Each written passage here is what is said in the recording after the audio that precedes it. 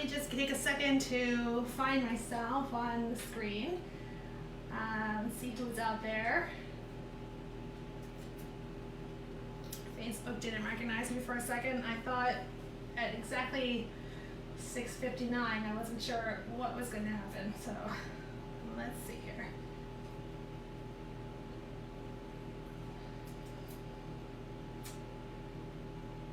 I hope everyone is surviving this snow if you're in the Northeast.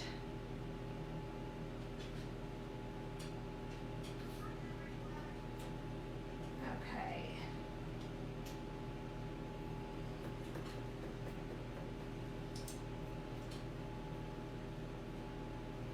I saw myself for a second.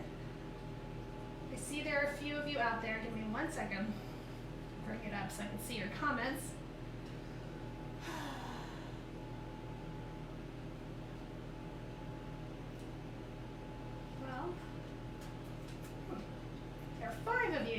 Write me some comments. Give me 1 more second to just get this working. I'm looking forward to cooking with everyone today. This is awesome. Nice, cozy food.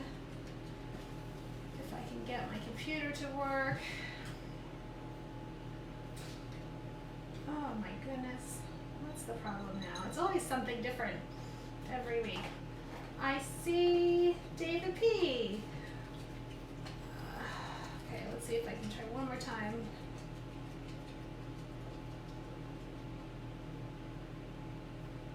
No, okay. Well, I'm just going to start. We'll see what happens.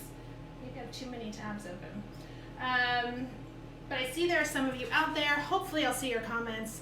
Keep typing them. I'll scroll down. I can sort of see myself right now on Facebook, but I can see myself over here, and I can tell that there are some of you out there. So anyway, I am Coco Huff, and I'm just happy to be here with you tonight. This is our 20th week doing our live streams, and I'm very excited about that. It has gone by so quickly. I can't even believe it's been that many weeks, and it's been so much fun so far, and I feel like I have a lot more in store. So we're switching gears a little bit this week. Let me go back for 1 more second. I want to say, first of all, thank you for the 50 people who subscribed to my YouTube channel this week. I put it out on Facebook. I said, I need a few more subscribers. Eventually we want to get to 1,000 so we can do some other things over there. And 50 of you came through for that. So I am very, very grateful for that.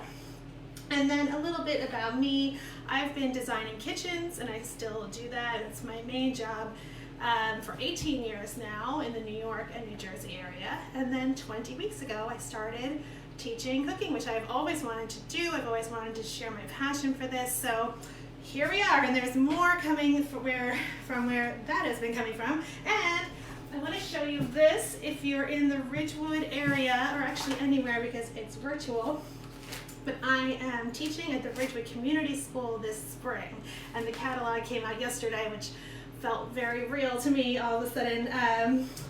Oh, I do see your some of the comments. Hi, Helene, and hi, Karen. Welcome. But I'm teaching a class called The Sustainable Cook. So it's a deep dive, a little bit more into some of the things we've been talking about, like using all the bits and ends of everything in your kitchen, and what I save and how I use things and that type of stuff. So there will be some private video for that. And like I said, it's a virtual class, so usually it's mostly people from the Ridgewood, Bergen County area, but I'd be thrilled to have all of you. So, oh, Jen, thank you. Jen said, congratulations, thank you. I'm a little bit like, what have I gotten myself into? So hopefully that will be a successful, I'm sure it will, it'll be a successful thing and a lot of fun. So, all right, tonight we're doing French onion soup. We have 2 feet of snow where I am, so it was like an emergency. We have to do something comforting and warm. So both Kimba and Jane have requested this dish, so that is what we're doing tonight. So it's one of my favorites. I think it's probably one of everyone's favorites. So, you know, kids, adults alike, it always feels a little bit fancy and delicious. So there are 4 main components. They're the onions, of course, the broth, the bread and the cheese on top. So those 4 things that we'll be dealing with. And we're going to get started with the onions because that takes the longest. So if you have questions as I'm going, type them in the comments. I think I can see most of your comments. It's always a different technology issue. If it was the same issue, then I'd be worried about myself, but it's always something different. That's okay. That's the name of the game, I think, for a live stream. But I have my ingredients here. So I have all these onions. We're going to do 3 onions. We're going to make enough for 2 people right now. And then, you know, if you're doing 4 people, you would just double it. It easily scales. But you don't want to watch me chop 6 onions. So I have this beautiful bunch of thyme. I have some garlic and a bunch of other things as well. So we're going to start with our onions. And the goal is to get them to a deep caramelized state. So I actually have some pre-prepped onions as well because that takes quite a long time. So we're going to talk about how we do that though and see how far we get with these. If they get totally done, we'll do enough for 4 people then. Diana says she adores French onion soup, especially on a snowy night. So you're very welcome. And it's so true. We need something soothing and comforting and all of that. So I'm prepping my onions. I'm going to cut off this stem end. So I have a flat base. Whoa, that didn't go so easily. A flat base to stand them on. Sort of do assembly line style all at once. Same cut to each one all at once. My pan is popping over there. And I'm putting, please save all of these little ends, all of your skins for your stock. So next time you're making the beef stock that you'll use to make the soup, you have all of that to flavor it. So cut them each in half. That's a big one. And then we'll peel them. So I'm putting all of my scraps into a bowl over here. That pan is popping away. It's going to be hot when we're ready for it. I'm not quite ready for it. I'm going to turn it off, actually. Whoa. Hi, Gail. Hi, Stacy. Hello. How is everyone tonight? Gail and Stacy are in my neighborhood, and there is a lot of snow. I mean, my dog is not 2 feet tall, and she's like not liking this at all. Poor thing. I feel bad for her. It's just too much right now. It's crazy. All right. Peeling the onions, and I have 2 ways of cutting them. I tend to use this mandolin, which I love. I think French onion soup, you want to get the pieces of onion as thin and delicate as possible, and that's the easiest way to do that, but we'll do one by hand as well to look at the technique. Okay, one more. All right, so we have our 3 onions. Again, this is for 2 people, and you would just double it for more people. And we'll start with the knife. So if you are trying to make, well, first of all, clear off your board a little. If you have the little bits of roots and skins and everything, you don't want that in your onions. Okay, if you are trying to get these thin slices, you have your knuckles up against the knife like this, and then move your knuckles slightly back as you go. So the knife is always going up and down on your knuckles. Keep your thumb tucked as well. And that's the best way to gauge, because you can feel with this hand how much thickness you're getting. Otherwise, if you're just letting your knife find the spot, it's a little bit harder to control and have them be very even. So a little more like that. So I'm just moving my fingernails kind of along for each slice, tiny bit back for each one, and keep my knuckles up.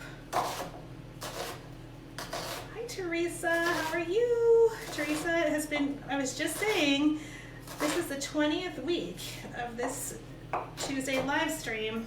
I think you've been here for most of them. So is Stacy. There are a lot of you who've been here almost every week, if not every week, and I really am grateful for that, so thank you. Okay, we've done this once before. My trick for caramelizing onions and helping it to go a little bit faster is that I microwave them first. So we are going to do that. Oops, one of my ends went in there instead of in my scraps. And now I'll do 2 more. So this is my mandolin. I also have one of the big ones that sits on your cutting board, but I find it very unwieldy. I like this one more. Kristen, hello, welcome from Colorado. Thank you for joining me. Whoa. And Sue. Yes, Sue lives across the street. Please do come over at 8. We will have French onion soup. I really can't wait for the day that we're all together. I think I say that every week. This has been a quarantine show, and someday we'll be able to do more things. So I started to say, don't get distracted. Don't read your comments while you're using the mandolin. I have cut myself twice, usually because I'm distracted, and these are very, very sharp. So start out faster and then start and go a little bit slower. And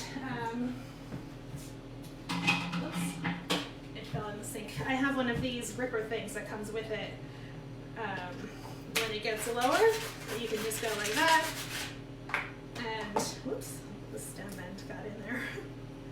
But what you can, as you can see, don't do that. I got the stem, I got a little over enthusiastic. It makes a very fine, nice, even cut of onion, and it's a lot faster. So I have 3 more like that, and then we'll be done. Oh, it's so nice to see all these names on here.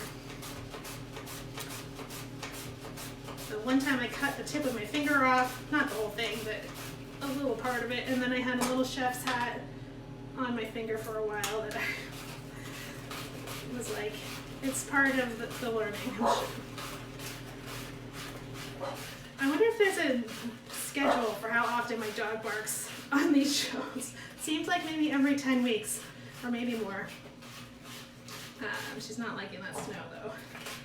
All right. And then you get sort of to this part, turn it, try to get a few more slices out of that. This is why we're not doing 6 onions for 4 people right now, because it would take too long. But there are parts of this, even though it's a fancy dish, there's a lot that you can do ahead of time. So you can be caramelizing your onions the day before, preparing your stock. Most of what we're doing, you could do beforehand, which is great because it like makes a fancy presentation without too much fuss. This is giving me a little bit of trouble, but that's okay. So when I was a kid, we used to go to the brasserie in Midtown Manhattan and have French onion soup, and it always felt, I wonder if my brother's on here, I wonder if he remembers that. It just felt so fancy and so nice, and we felt very special when we did that. One more, okay.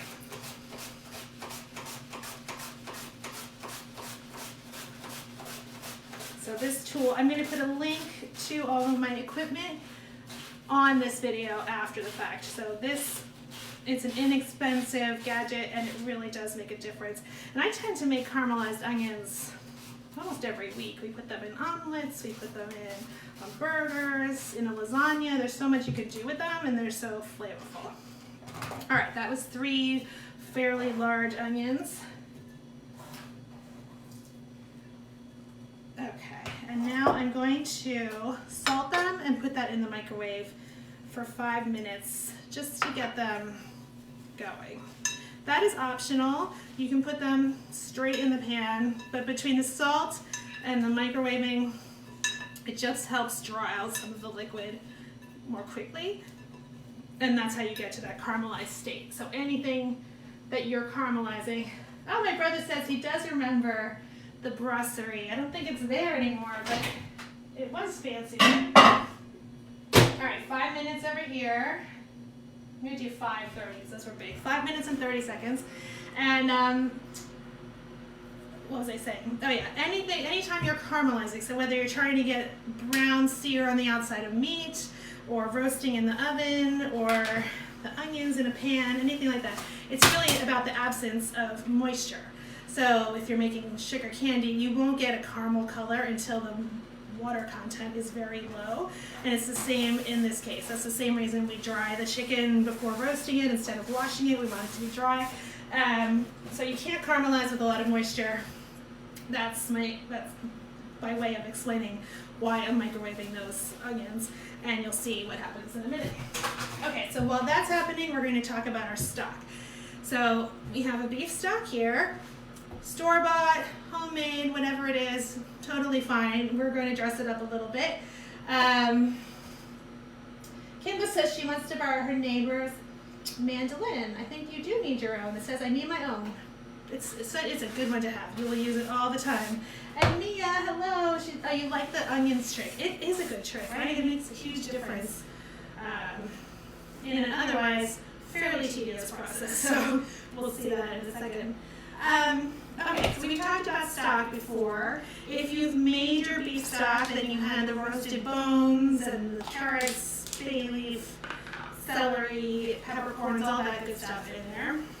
If you bought it, store-bought beef stock is also nice and rich. I'm going to start heating this up over here. And then we're going to, first of all, we want it warm so that everything's sort of warm together when we're ready to make our soup. And then this was a quart. So for 2 people, a quart of stock. So that's all the same as like the 32-ounce box. I do recommend, if you're purchasing it, and I know we've talked about this before, but a bone broth as opposed to just a broth, so that it has that gelatin in it and the protein in it. It gives it a slightly different feel, like a mouth feel, they say, and a little bit more protein, a little better for you, and usually more flavor. So I recommend that. And then we're going to add a few things to that. So it's fine as is. I would say this part is optional, but I like to add to it just a clove of garlic, which we're going to fish out later, so I'll just smash it and throw it in, and then we'll grab it later. I like garlic and everything, as you know. Okay. Smash, throw that in. A sprig of thyme. We're also going to put thyme in with the onions, so we'll just drop that in too. And a little tomato paste. So my goal here with all of these things that are going into the stock is to just add more richness. So beef stock is already pretty rich, and the more, I feel, the more richness you can add, the better, almost always. So a little tomato paste, a little Worcestershire sauce. When I say a little, that was about a teaspoon of tomato paste, 2 teaspoons of Worcestershire. I'm doing this in a separate bowl. I lost my whisk. I'm doing this in a separate bowl. You've seen me do this with eggs too. You want, if we just, that tomato paste would be in clumps. You would never get it smooth throughout the bigger pot of stock, so we'll whisk that together. My whisk is on. I'll use a fork. So in a small amount of liquid, it will spread out very easily. That pan is making so much noise. I didn't do that before. I don't know. And then a little red wine. So the recipe itself calls for white wine. I'm guessing you have the stock with these extra ingredients. So that's these are optional parts. And I'm turning on my pan for the onions as well. And that's going into my stock.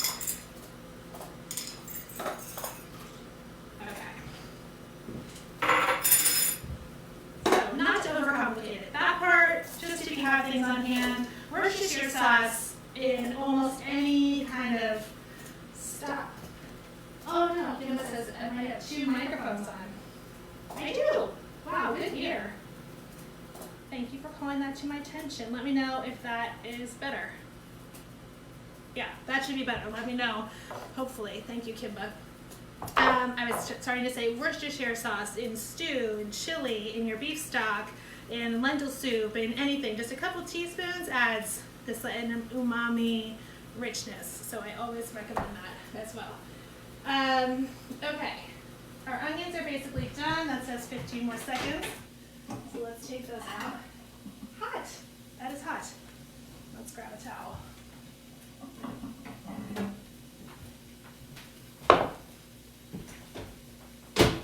Okay. And we'll strain the liquid out of them. Oh good, Kimba said it's better. And Helene, thank you. Excellent. You saved me. Usually one thing starts going wrong and then suddenly it's like all the tech just goes to heck, but not today. All right, let's strain those out. See, they're just a little softer already. They're still pretty. That's a lot. It looks like a ton for 2 people, but you'll see this cooks down so much that it's like, where do they go? Okay, and press the liquid out of there.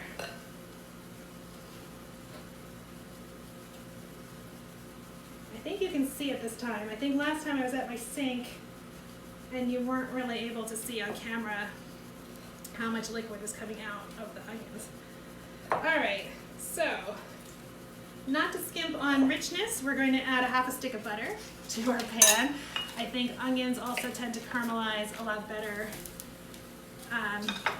in fat. You can't be afraid of adding fat to them, or they get like, they never lose their bitterness. It's kind of a waiting game to get the onions to lose their bitterness. This helps, and we're going to add a little sugar, which also helps. So, can you see all of that? There's quite a lot of liquid coming out already. The salt and the heat together got all of that out. So that's a lot less cooking time in the pan that you won't have to do.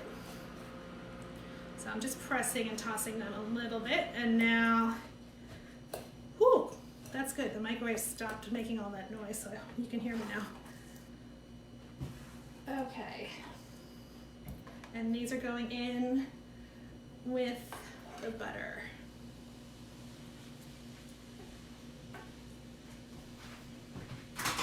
Okay, we'll stir them around.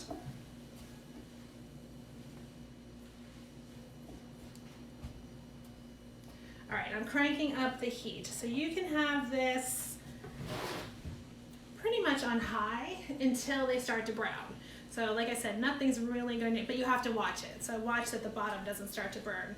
But nothing's really happening until that liquid is gone. So high heat, get them going, and then once they start to brown, you have to turn it down and you have to keep stirring. So I think one of the biggest fallacies in recipes is when they say, cook your onions until golden brown, about 5 minutes. That is never, ever, ever the case.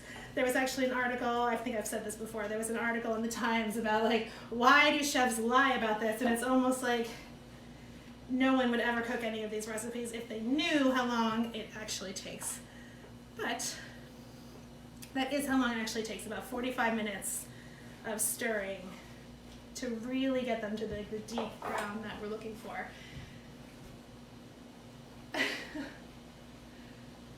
Hello, Ishan. Eagle Eye Camera, nice to see you. Nice to see you on the show. Thank you for being here.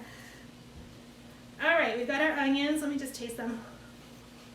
Sometimes the salt gets pushed out with the liquid, so we'll put a little bit more salt, a little pepper, and of course this is really the most important part of the dish since it is French onion soup. So we're going to give them a little attention. A few more sprigs of thyme. Remember how many you put in, because that's how many you're going to pull out at the end. So they'll be like naked little sprigs at the end with no leaves on them. I am putting 3. This one has multiple strands, but I'll put 3 in there. And just stir them for a few minutes.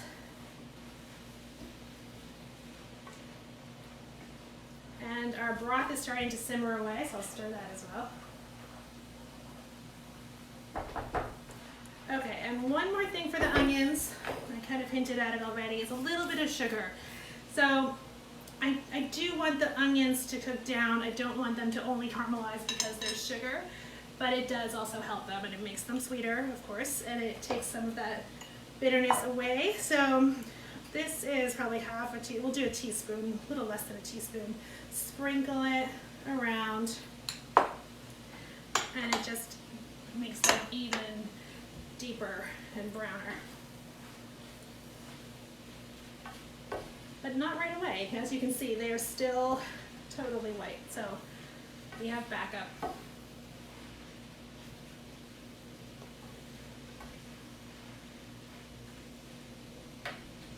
Okay. Has Has anyone on here ever made this before? I'm curious. And what other French dishes? What are some other like fancy, quote unquote, fancy dishes that people have grown up with?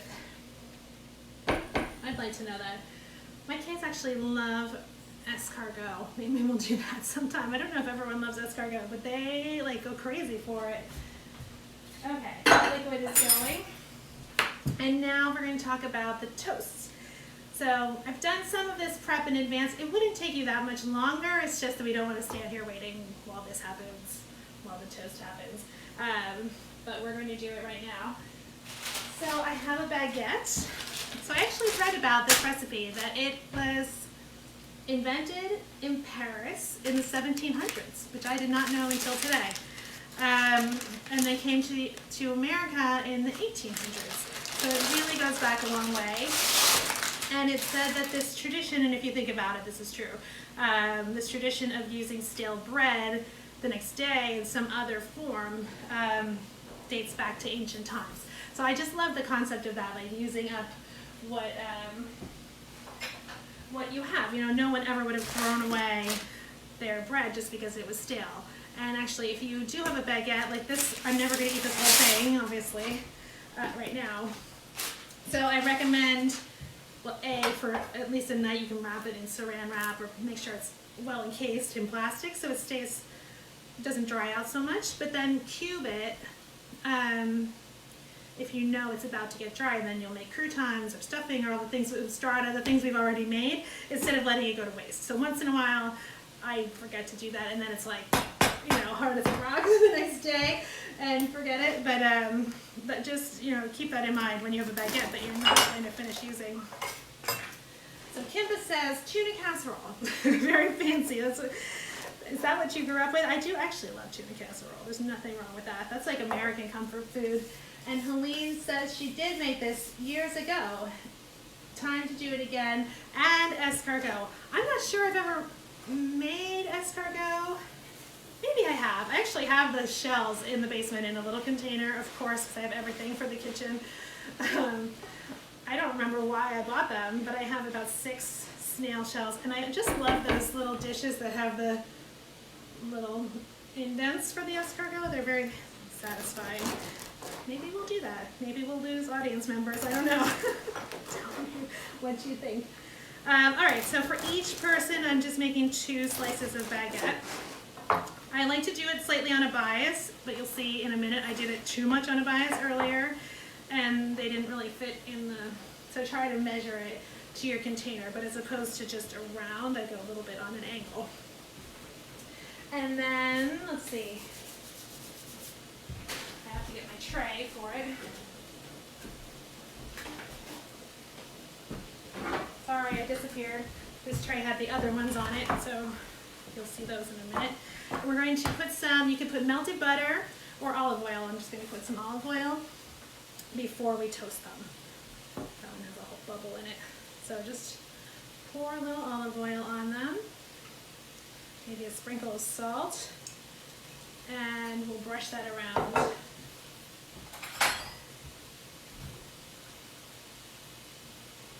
Make them extra delicious.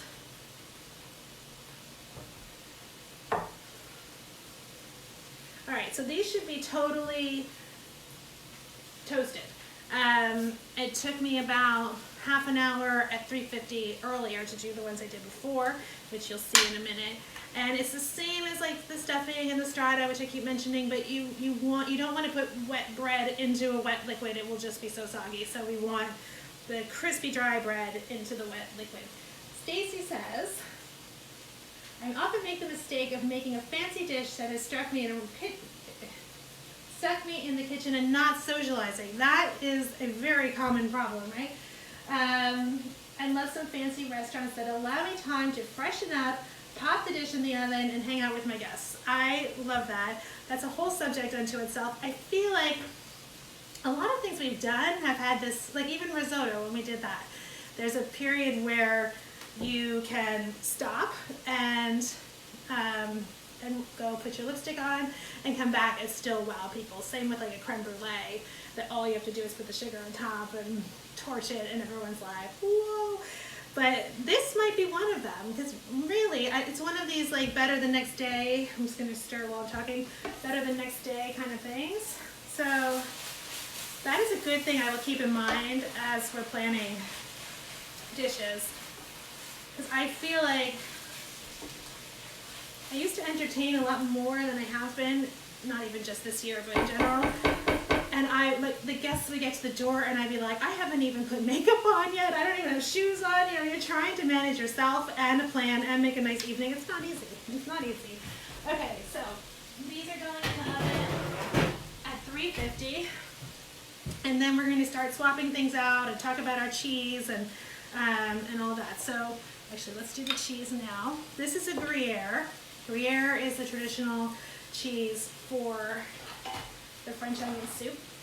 Happens to be one of my favorites as well. So I'm grating about 3 ounces, so like 1.5 ounces per person. Can't really find, well, it's better freshly grated anyway, but you can't really find Gruyere pre-grated very often. It just has that like slightly earthier, nuttier flavor that's so good. Okay, so we have 3 ounces of Gruyere. Put that on there for a minute. And put that to the side, and then we're going to talk about ramekins too. Let me stir the onions. This broth is simmering away. They're starting to get a little bit brown on the bottom. They're nice and soft, but they have probably half an hour to go still.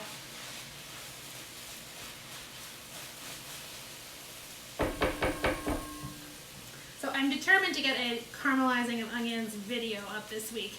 I sort of did one, and then I didn't like the way the camera work turned out, so this is a lot more light than over by my stove. But I mean, I won't do a 45-minute video, but I'll speed it up to show how long it really does take and how the different color stages, you know, how it looks throughout. Teresa says, for me, guests equals catering. You're probably the smartest one of all of us. That's really the key. That is the way to relax with your guests. I will say for a large, and Jane, thank you. I just realized, she says, you're always a hostess with the mostest. Thank you. It's been a long time since I've had a dinner party. I think I'm over 2. But for, 8 or more guests, I've started cooking all my own food, prepping all my own food, and then having someone else come in and hand it out and clean it up. And that has been the greatest thing ever. I'm like, I love the cooking. I do not love the serving and jumping up and down and cleaning and all of that. So that's another way to do that. Okay, where are we here? So ramekins. Are we ready to talk about that? Yeah, well, you all know how obsessed I am with ramekins. So there are a couple. You can really do this in any oven-proof bowl. Wait, maybe we're not quite ready for this yet. I'm going to come back to it. So I want to show you the onions that are done. So here are our onions. I'd say these have been going for about 15 minutes. And this is where we are. And we want them to be much deeper. So I'm going to do the quick swap out. And then I will come back to these later and finish them up over here. Okay. These, dun dun, are the 45-minute onions. So same process. I pulled the thyme. No, there's still some twigs of thyme. See how the leaves all came off? They've been cooked down in butter. They've been stirred and stirred. A little bit of sugar in there. The exact same thing. And you can see the absolute difference. They are melted down. Oops, I got a fresh onion in there. They're melted down. They're deep and dark. They have a lot of flavor and sweetness. Teresa says she hasn't mastered cooking for a large dinner party, so maybe we're going to work on that as time goes by. If it's something people enjoy, then, if not, then don't do it. But we can work on some techniques, because this really is about mostly planning ahead and knowing which dishes to make. All right, so doesn't that look great? They look like almost candied, which is what we're looking for. So we're going to, I kept them in this pan because we want to deglaze this pan to get all of that brown goodness off like we've done before. So this is going into our stock so they can start sort of melding together. Stir that up. And then we're deglazing with some white wine. I'll get this pan, yeah, it's coming up to heat again. About a half a cup of white wine. It's not quite hot, so we'll give that a second. So again, the red wine was optional. The white wine is really what gives the, as opposed to like a lemon, right, a little bit of acidity, a little bit of tang to this dish.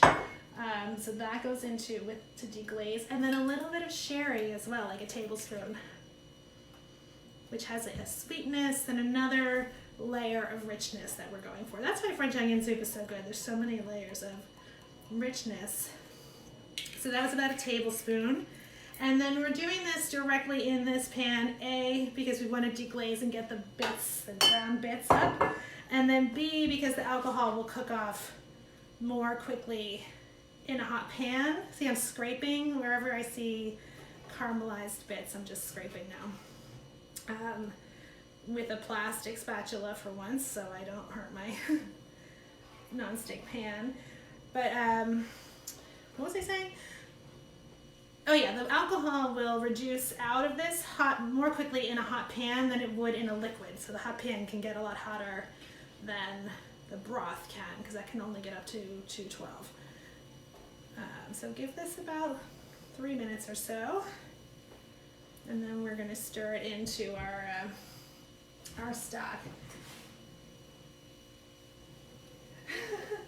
Mia, I love this idea. Mia says, at our post-pandemic dinner, I plan to have at least 2 outfit changes, and will probably wear all the jewelry I own, and duck fat fries. So a long time ago we were doing duck, and Mia said, remember those duck fat fries we used to have in the city? And I have thought about that every day since, and I haven't figured out when to incorporate that into this show yet.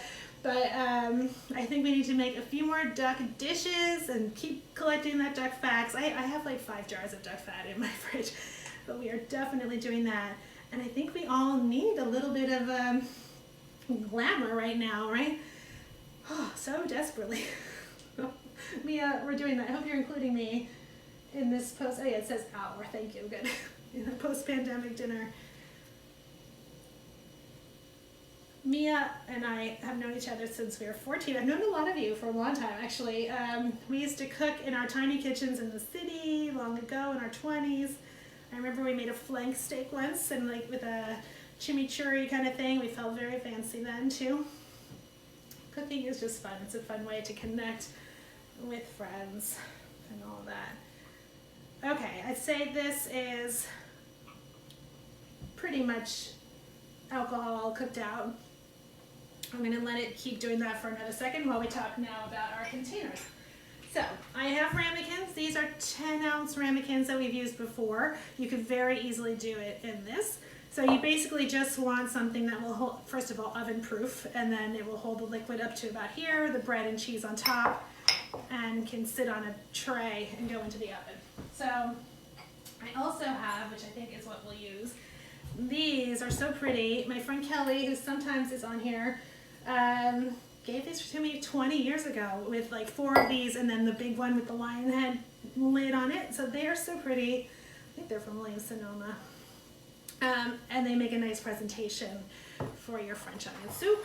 And I also have, I always have so many, like, these were my aunt's.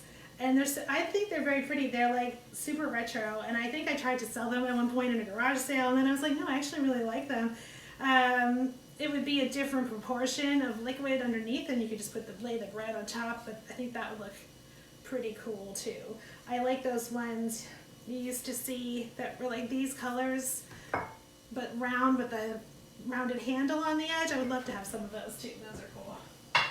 All right, so we're gonna go for these today. Kelly, you're here. Do you remember these? Kelly, you gave those to me. So thank you very much. I still love them. I use them all the time. All right, so what are we doing? Whoa, we're drying out our deglazing completely because I'm so busy fantasizing about future parties here. Oh my God, okay. So that is definitely, the alcohol is cooked out. We're adding this to our stock. So that's the last layers of flavor that's going in there. And then we're going to put it all together and see the finished product. All right, so you can see the onions have already kind of melded in with the stock. It all kind of looks like one. You know what I didn't do? I didn't strain out that garlic clove. Ah! All right, we'll find it as we go, but I was supposed to do that. Okay. I also didn't do one other thing. So this is optional too, but a little flour on the onions right before you add them to the stock. Stir it in like about a tablespoon at the most. Will thicken it up a little bit too. So since I didn't do that, I'm going to make a quick slurry. Not there. Where am I going to do it? Which we've also done before, so it's really the same difference. A tablespoon of flour into some cold water so it doesn't clump. Yeah, I was supposed to do that, but it's okay. So if you sprinkle flour onto something like onions, it also won't clump because it's like spread around more. Otherwise, do this. So I've dissolved it basically into water, and then I'll slowly pour it into our broth to thicken. The same way we did with gravy. You know, we're familiar with this by now. All right, that helps it just keep it like its body when you're eating. All right, there's our garlic. Out you go.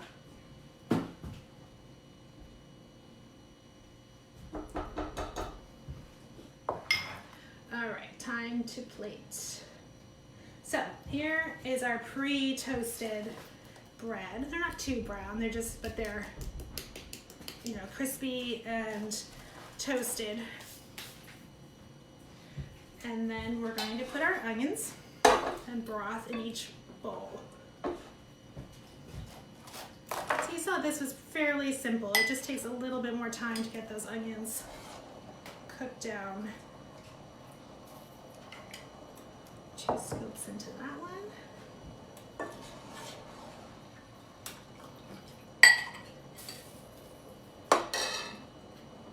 I really jumped ahead without I didn't take the thyme out and I didn't take the garlic out. So there's our thyme sprigs. Take those out. You know, in any stew, you have to pull out the bay leaf and the thyme and all that. Okay, this is bubbling away. Depends on the size of your bowls too. If you have a little extra, it's very good the next day too. So I'd say that was about 2.5 scoops like per bowl. And then these didn't quite fit. I got a little bit like, how am I going to do this earlier? Oh, that one does fit actually. Kind of put them in.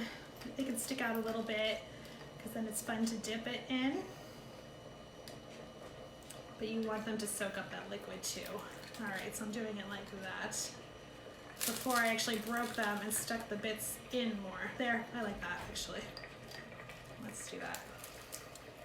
Ooh, definitely crispy. Okay, and then we top it with cheese, the best part.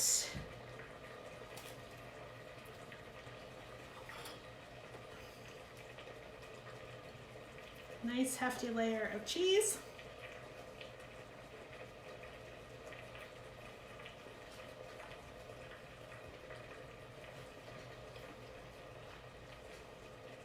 And that's going to melt down and bubble up and get delicious.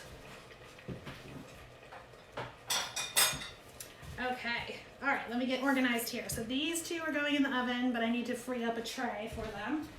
So we'll put it over there for a second and clean off my space. If you have any questions now, let me know. So that those will go under the broiler, under like a medium broiler, and like everything with a broiler, keep an eye on it so it doesn't totally burn. For about, oh boy, every broiler is so different.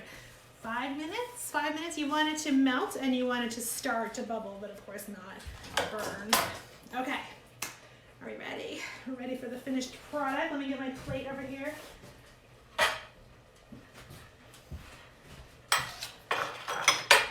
I'm so excited. And my mitts.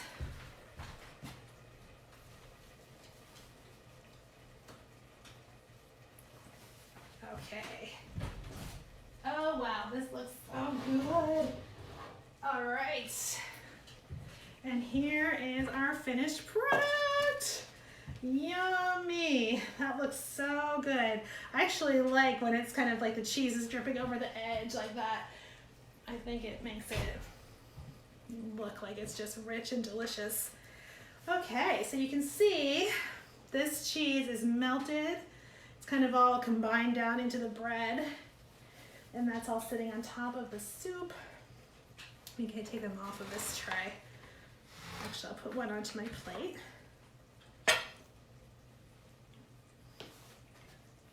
Take this over here.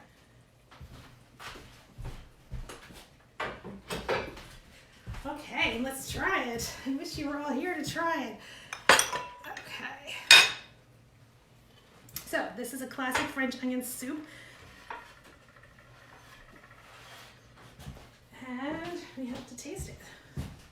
So, I normally, yeah, no, you leave that. I normally clean the edge of the dish and all that, but I think in this case, oh, everyone, thank you. Oh my gosh, compliments. It does look great, right? Wasn't this the perfect dish for a Jane and Kimba? Thank you for this idea because it was a perfect dish for this freezing cold night. So thank you, Jen. Thank you, Kristen, David, Jane, Grace, Teresa. Thank you for your compliments. It does really look good, I have to say. Okay, so you want a little bit of cheese, a little bread, some onions, some broth. It's really hot. Ooh. Let's see. I don't want to burn my mouth. Excuse me. Oh my God, it's really good though. It's super hot. Let it cool for a minute. The onions and the cheese together are so good. That's really good. All right.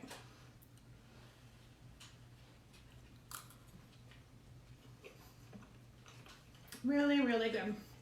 Thank you, Ishan. Thank you, Stacy. Ishan says her girls love this soup too. And now she's going to make it.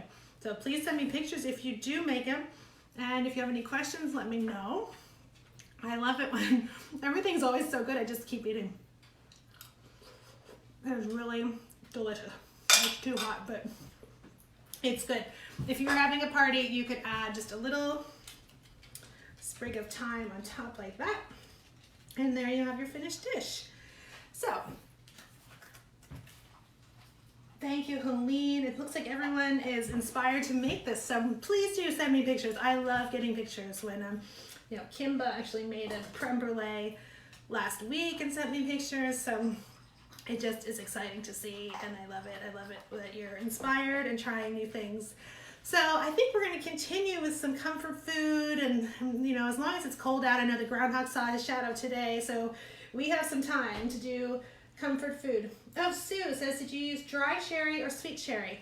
I used sweet sherry. So at the store there was cream sherry, sweet sherry, which is just sherry. You know, it doesn't have a word before it. And there was dry sherry. So this is the one it even says on the bottle, like for soups and sauces, I would use this in a lobster bisque. I would use this most for cooking, whereas a dry sherry is like an aperitif, and so is a cream sherry too, actually. But I'm sure there are, it made me curious to see what they actually taste like next to each other, which I don't really know. If you don't have sherry, Jane was asking this before by text, I think a Marsala wine, or red vermouth, any of those kind of savory-ish fortified wines would be fine, because it was only a tablespoon in there. So I actually went out and bought that today. Oh, and Madeira also. So again, where was I? I don't know what I was saying. Pictures of your food. Oh, comfort food coming up. We're going to be doing some more of that. And whatever requests you have, let me know. And again, thank you to everyone who went to YouTube this week and liked my channel. There's some more stuff coming up on there soon, including the caramelized onion video, and I look forward to seeing you all next week at 7 o'clock back here at the same place. And thank you again for being here tonight. Bye bye.